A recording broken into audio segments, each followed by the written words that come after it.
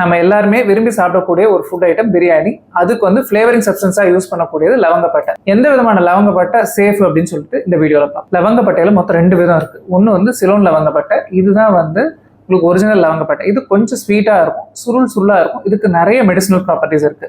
வேற கேசியா லவங்கப்பட்டை, இதுதான் நம்ம நிறைய பேர் வந்து காமனாக வீட்டில் யூஸ் பண்ணுறோம். இது வந்து சீப் அண்ட் ஈஸிலி அவைலபிளாக இருக்கு.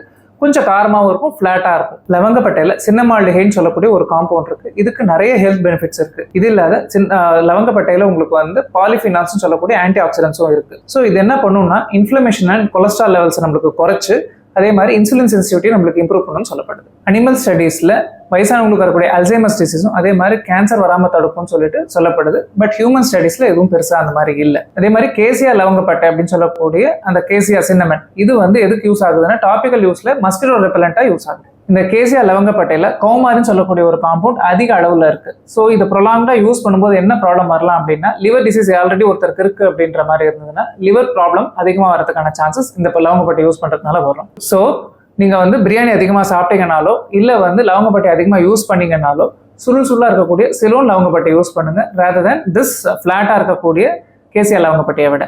Stay knowledgeable. தேங்க்யூ.